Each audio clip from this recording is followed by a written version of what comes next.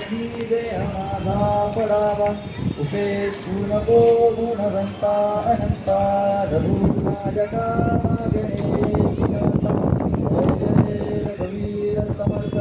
ज्या ज्या ठिकाणी मन जाय माझे त्या त्या ठिकाणी